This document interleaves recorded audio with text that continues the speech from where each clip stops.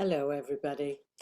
Um, Now, look, I've had lots of people, we're just after Christmas, we're in January, and it's the time when relationships are very strained after the holiday, stress of getting back to work, children back to school, trying to get back to normal, and all the things I've said before about setting New Year's resolutions and trying to keep up with expectations and getting over whatever differences there was in the family over the Christmas time and lots of things. So there's a lot of stress around, and this is the time when most couples decide they're going to get a divorce, and it's really difficult.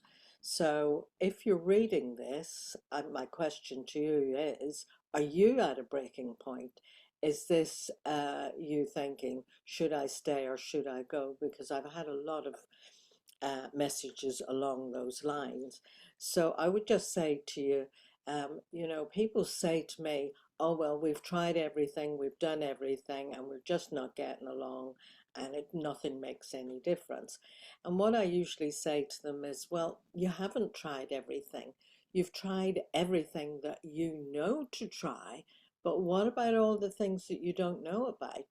And that's why it is useful to go and get yourself informed about relationships, or to see a coach or a therapist or somebody before you pull the plug on a relationship or a marriage, especially if there are children involved, really.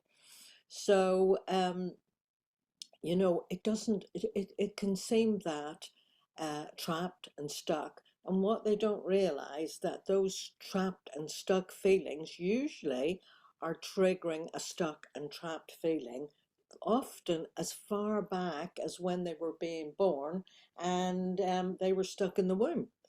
And it's an embodied feeling that gets triggered when you feel a bit stuck or trapped. Now, I'm not saying that's the case for everybody, but it is the kind of thing that it seems to be about the relationship.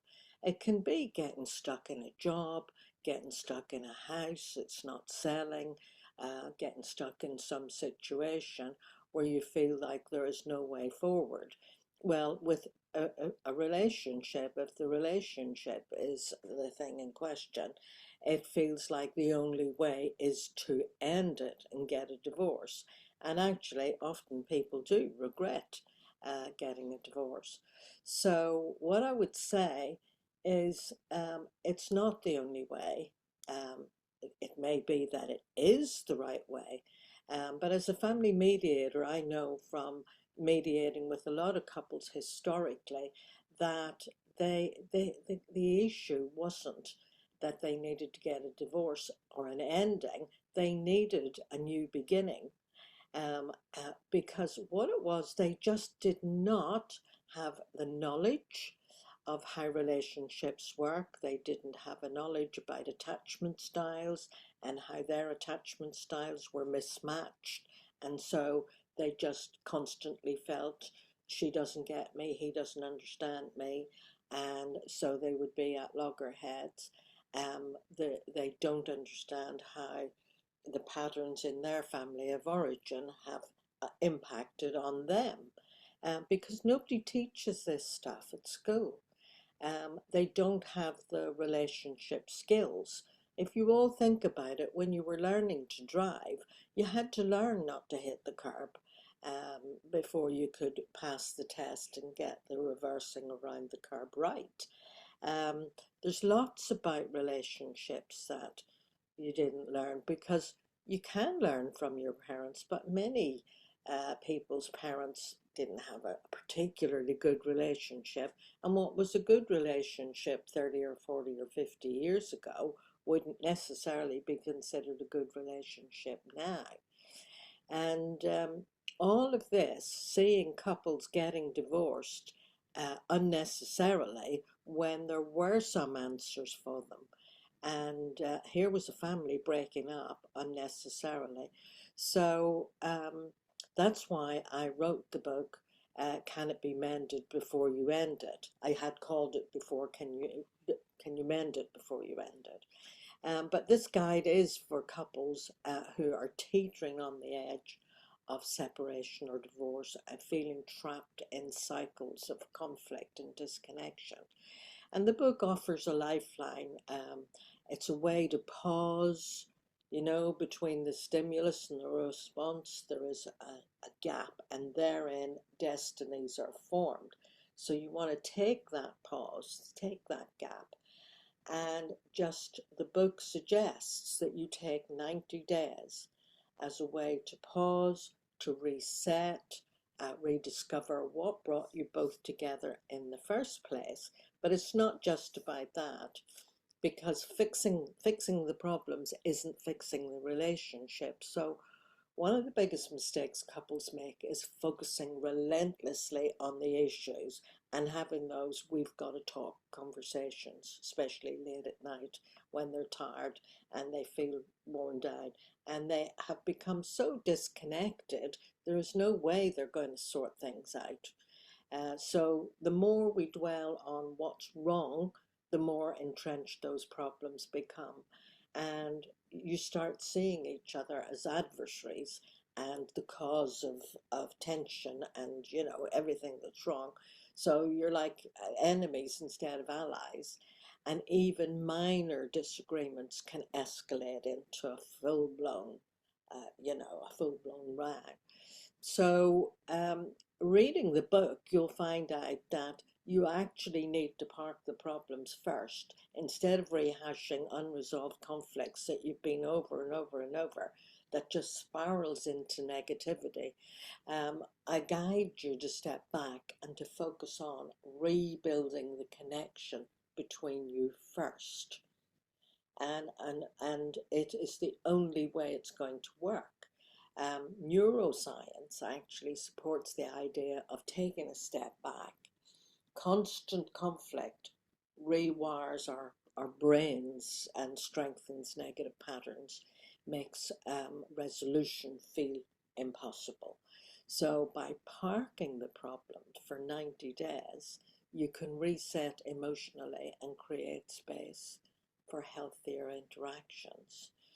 So it does make a difference. And look, this you might think, oh well, that's just avoiding it, but it's not avoidance.